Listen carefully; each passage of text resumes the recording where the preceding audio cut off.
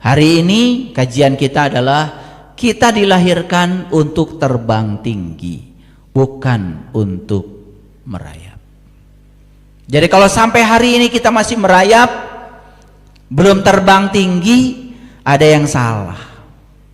Kita sampai hari ini tidak bisa menemukan berkah yang diberikan Allah kepada kita. Akibatnya kita tidak menemukan makna hidup.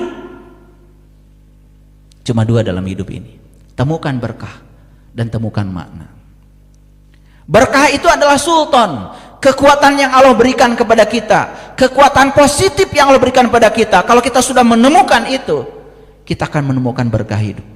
Dan ketika kita sudah menemukan berkah hidup, kita akan bisa membagikan berkah itu pada orang yang membutuhkannya.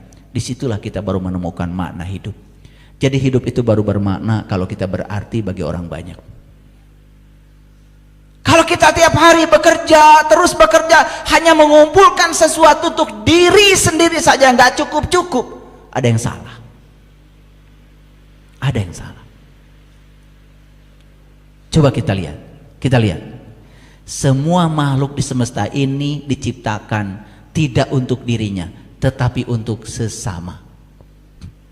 Perlu dibuktikan? Yuk, buktikan.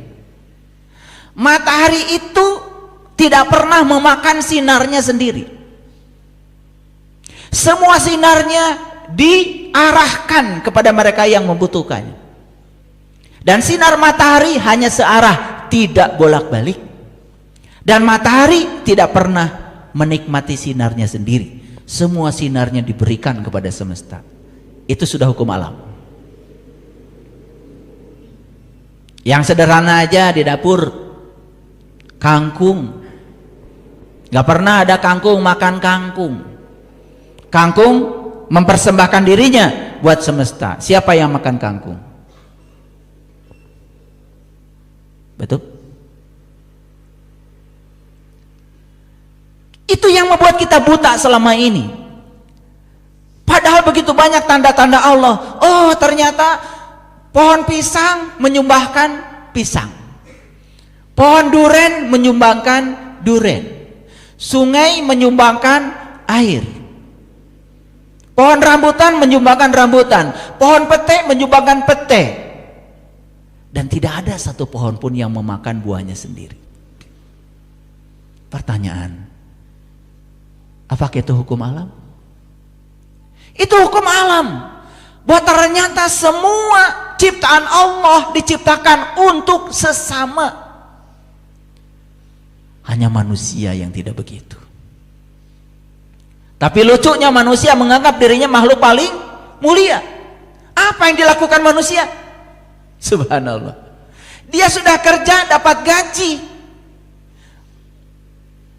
Gajinya itu harusnya bukan hanya buat dirinya loh, buat sesama. Masih merasa kekurangan lalu nyuri hak orang lain. Bukan memberi kepada sesama, malah mencuri yang punya sesama. Namanya korupsi. Saya nggak tahu itu ya, orang-orang yang masih suka ngambil hak yang bukan haknya itu. Apa dia tidak belajar gitu kepada semesta? Lihat semesta, semua memberi, hanya manusia yang tidak memberi. Tapi manusia menganggap dirinya makhluk paling mulia, tetapi tidak memuliakan dirinya sendiri. Subhanallah. Harusnya kita malu.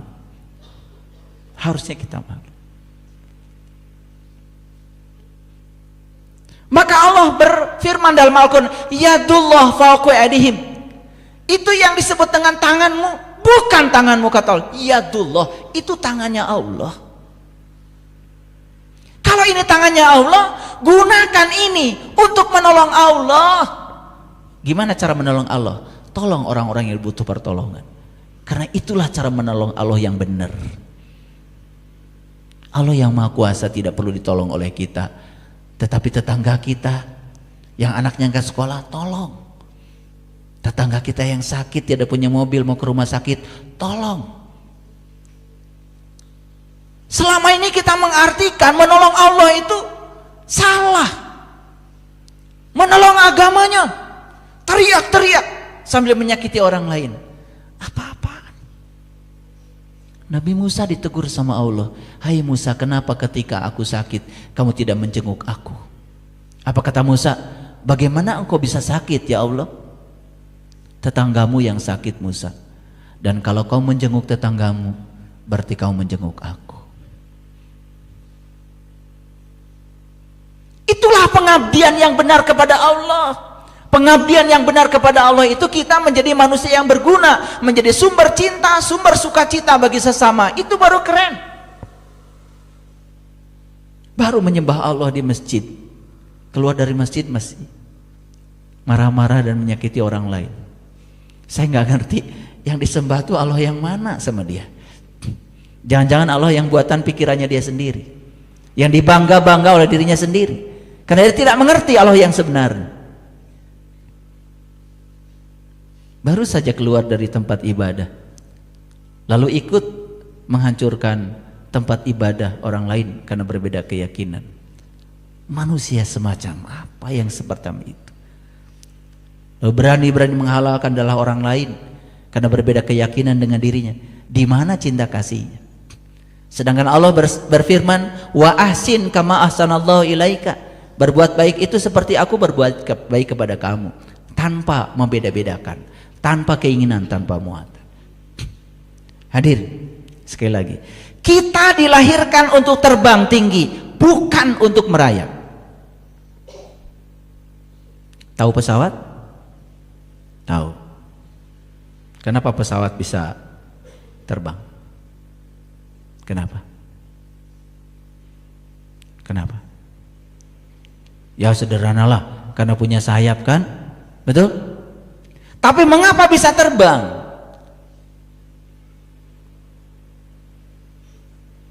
Kalau saya jelaskan, nanti takut pusing. Itu menggunakan hukum fisika, namanya hukum Bernoulli. Makanya badannya pesawat itu dirancang sedemikian rupa sehingga ketika dia itu dipacu dengan kecepatan tertentu, diharapkan kecepatan udara di atas pesawat jauh lebih besar daripada kecepatan udara di bawah pesawat. Nah, menurut Bernoulli, ahli fisika, ketika kecepatan udara di atas pesawat lebih besar daripada kecepatan udara di bawah pesawat, maka tekanan udara di atas pesawat jauh lebih kecil daripada tekanan udara di bawah pesawat. Apa yang terjadi? Itu yang menimbulkan gaya angkat. Maka rumusnya gaya sama dengan perbedaan tekanan kali luas. Kenapa harus pakai sayap? Supaya ada luas. Luas dikalikan dengan perbedaan tekanan, itu namanya gaya. Itu namanya gaya angkat, sehingga dia bisa terbang.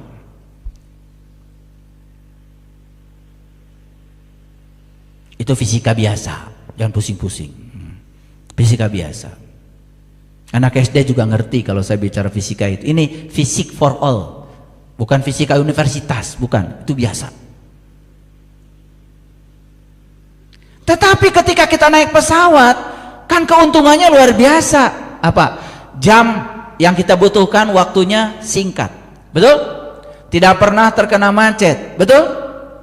Beda kalau kita naik mobil, apalagi merayap. Yang merayap itu kan sebutnya ulet. Ulet itu sudah merayap, lambat, jahat lagi, betul? Daun dimakan. Pohon jeruk di depan rumah kita sedang asik-asiknya tumbuh, habis tuh dimakan ulat. Namanya ulat jeruk. Wajahnya persis seperti daun jeruk, sampai gak kelihatan. Makanya ulat melakukan pertobatan. Lalu dia puasa. Setelah puasa kemudian dia jadi kepompong. Setelah jadi kepompong kemudian dia berubah menjadi kupu-kupu. Dan setelah jadi kupu-kupu punya sayap, dia terbang. Dan setelah jadi kupu-kupu dia tidak merusak lagi. Dia tidak memakan daun-daun lagi, tidak seperti dulu. Itu pertobatan ulat. Ada nggak manusia yang melakukan pertobatan seperti itu? Katanya masuk ke pompong sebulan, puasa bulan Ramadan. Iya, ketika bulan puasa jangan bohong. Lagi puasa. Terus nanti setelah lebaran.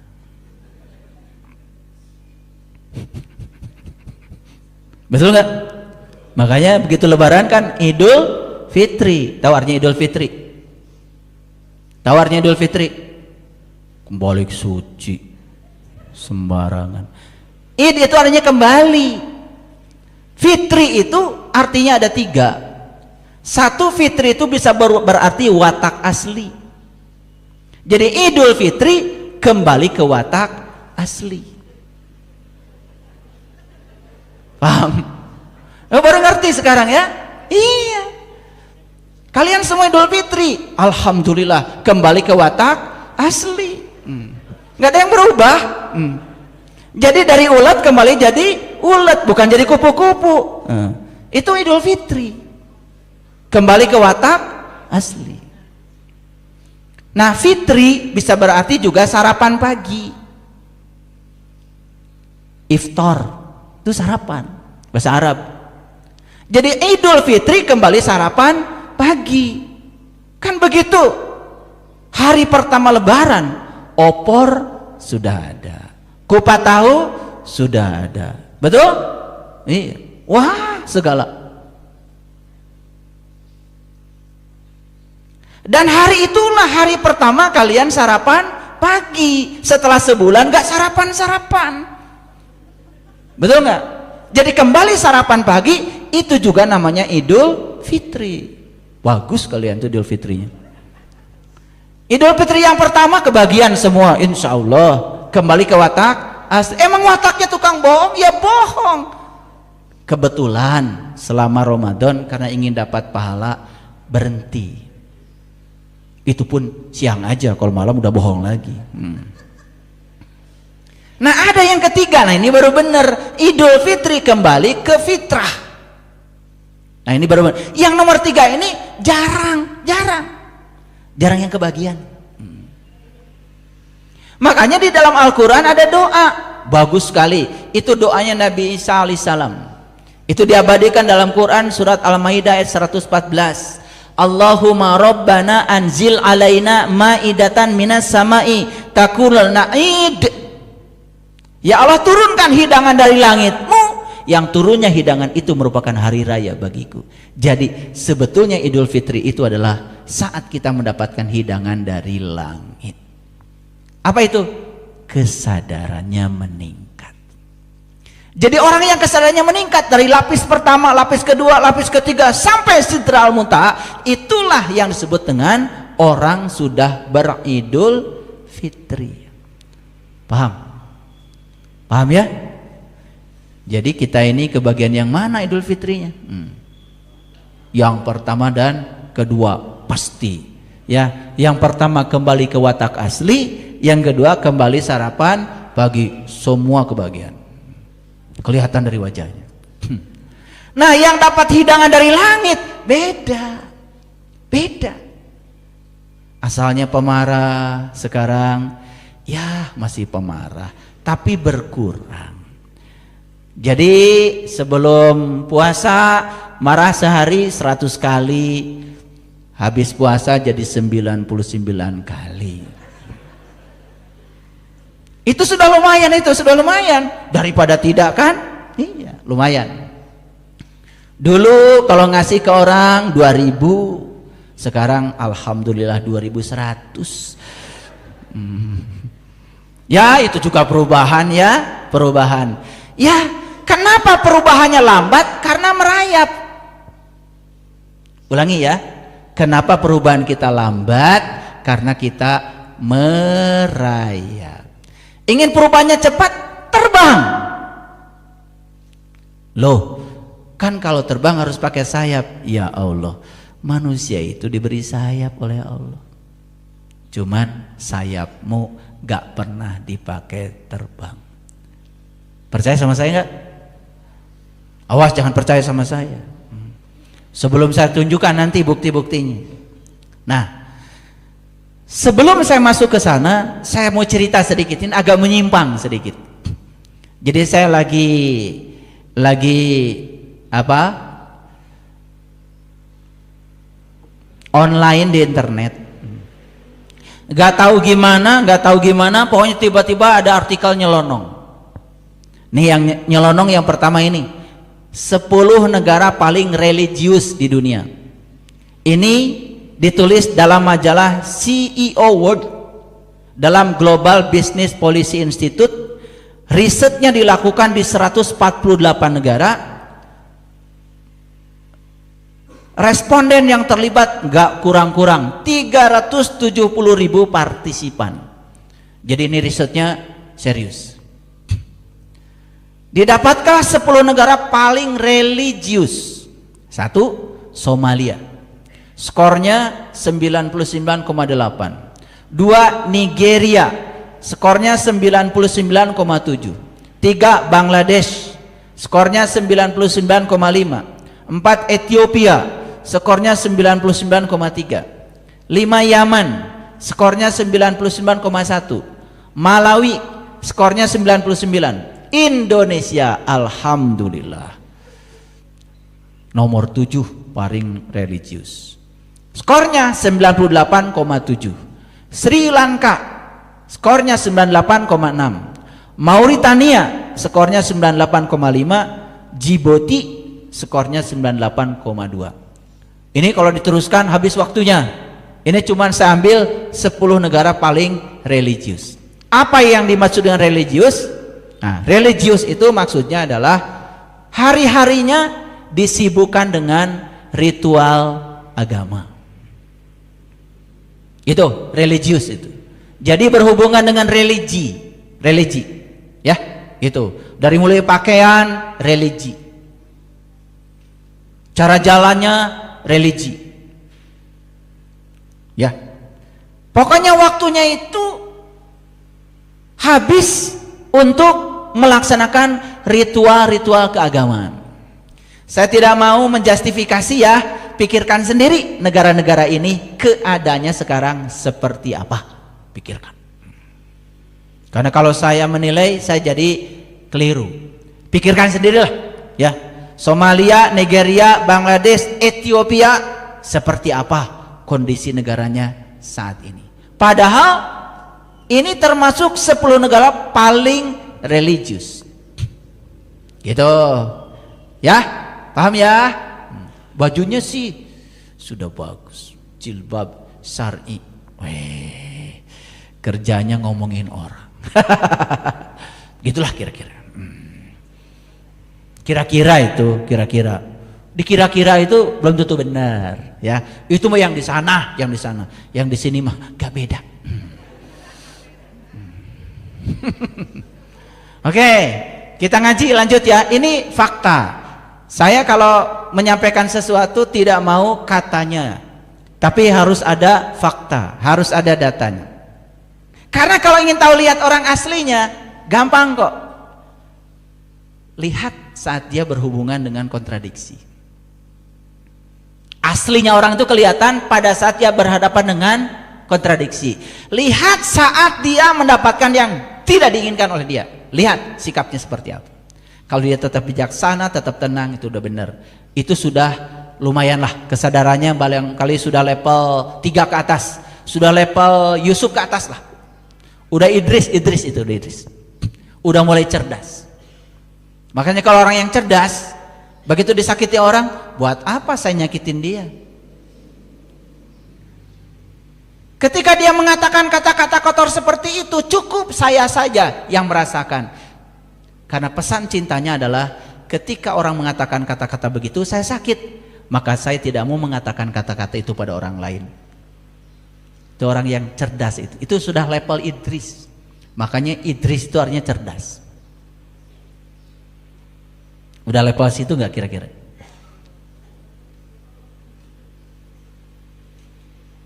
Ketika orang lain menyakitin kita, ini Allah sedang bermain-main dengan saya. Kayaknya Allah ingin meningkatkan kesabaran saya, dihadirkan dia. Cerdas. Gitu nggak? Mulai sepi. Mau bilang iya, tidak. Mau bilang tidak, Dan memang begitu kenyataannya.